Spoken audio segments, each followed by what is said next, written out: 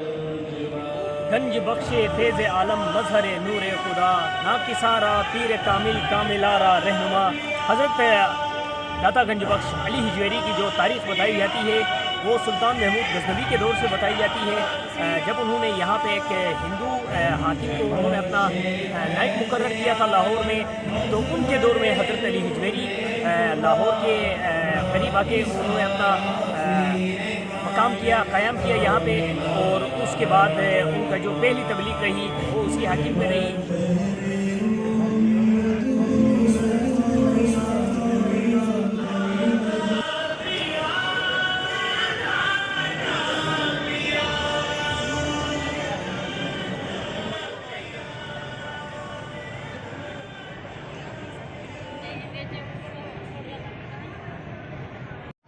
حضرت داتا گنج بخش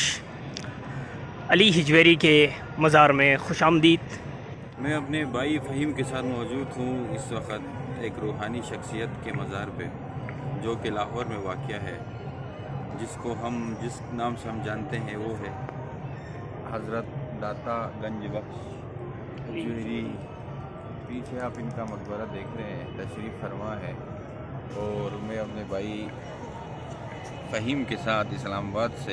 اسپیشل حاضری دینے ہم یہاں آئے ہیں اس روحانی شخصیت کی۔ ماشاءاللہ، اللہ تعالیٰ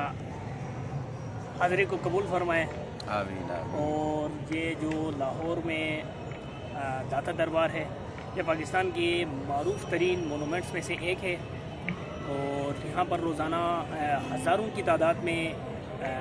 زائرین یہاں پہ آتے ہیں، داتا دربار کی زیارت کرتے ہیں، اور اس کی جو حیثیت رہی ہے وہ ایک سیاحتی مقام کے طور پہ بھی رہی ہے، اور جو بھی شخص لاہور آتا ہے تو میرے خیال سے ان چند ایک مقامات میں داتا دربار کا بھی شمار ہوتا ہے، جن کی وجہ سے لاہور کو پہچان ملی ہے، یا لوگ لاہور کے متعلق سوچنے کے ساتھ ہی پہلا خیال ان کا ان مقامات کی جانب آتا ہے۔ اسی طریقے سے پاکستان کی مشہور بادشاہی مسجد ہے اور مینار پاکستان ہے، وہ بھی اس کے بالکل ہی اطراف میں اور قریب میں ہے، تو لوگوں کی جو خواہش ہوتی ہے لاہور میں آنے کے بعد یا لاہور کا نام سننے کے بعد، وہ سب سے پہلے ان مقامات پہ ہی زیادہ ہوتی ہے۔ اور ابھی چونکہ یہاں جو ایک خوشگوار تبدیلی محسوس ہوئی ہے وہ یہ ہے کہ اس سے پہلے ہم یہاں پہ آتے تھے، محکمہ اوقاف کی جانب سے یہاں پر پاپوش رکھنے کے لیے، یعنی کہ جوتے رکھنے کے لیے ان کی جانب سے بھاری پیسے لیے جاتے تھے، اور وہ فیس بھی کوئی اعلانیہ فیس نہیں ہوتی تھی۔ وہ کہتے تھے کہ بس جناب داتا صاحب کے نام پہ لوگ اتنی رقم دیتے ہیں تو آپ بھی دے دیں، تو وہ راؤنڈ اباؤٹ تقریباً ہر جوتے کے حساب سے وہ 200-300 روپے کم از کم لے جاتے تھے۔ اس بار بڑی خوشگوار حیرت ہوئی جب مسجد کے اندر داخل ہوتے ہی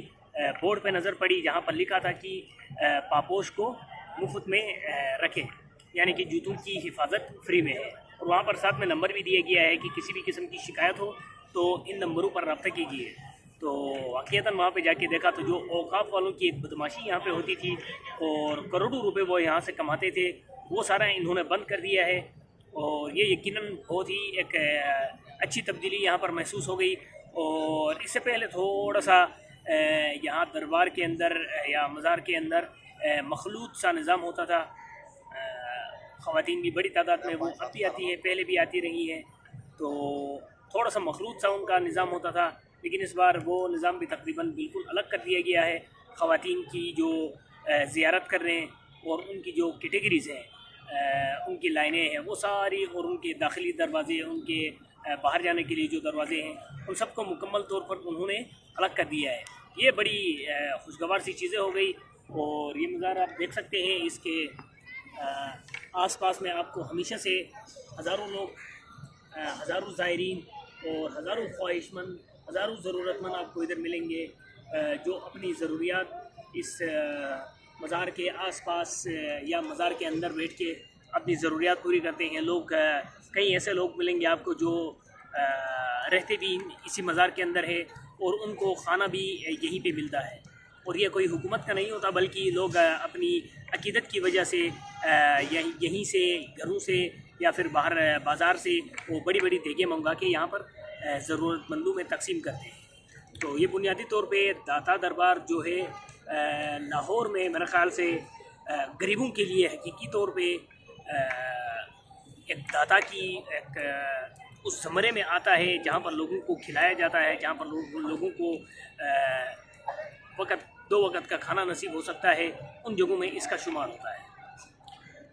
انتظامیہ کے حوالے سے 2-3 باتیں کرنا چاہیں گے کہ انتظامیہ ہمیں ایکٹیو نظر آ رہی ہے۔ وہ ایکٹیو کیسے نظر آ رہی ہے؟ ایک تو یہاں کی سیکیورٹی بہت اچھی ہے، چیک آتے ہوئے جاتے ہوئے بہت اچھی طریقے سے کرتے۔ اس کے بعد جو جوتوں کو سسٹم انہوں نے فری کر دیا، جو ان کی بدماشی تھی، ایک مافیا تھا، وہ چلا گیا۔ اور تیسرا یہ یہاں کی صفائی بہت تیز ہے، آپ اندر آتے ہو باہر جاتے ہو، مطلب صفائی والے بہت ایکٹیو ہیں۔ مطلب یہ ابھی آپ دیکھ رہے ہیں یہ جو محترم ہے یہ صفائی کر رہے ہیں، اور اسی طریقے سے بہت سارے ایسے لوگ ہیں جو یہاں پہ صفائی کر رہے ہیں۔ اور جو گداگر ہوتے تھے، مطلب آپ کو اندر آتے ہی لوٹتے تھے، خدا کے نام پہ دے دو یہ دے دو، وہ بھی ایک قسم کی مافیا تھی، اور وہ بھی یہاں ارد گرد نظر ہی نہیں آ رہی، جو کہ یہاں بہت اچھا سائن ہے، اور یہاں کے ماحول اور فضا کو بہت خوشگوار بنایا ہے انتظامیہ نے، قابل تعریف ہے۔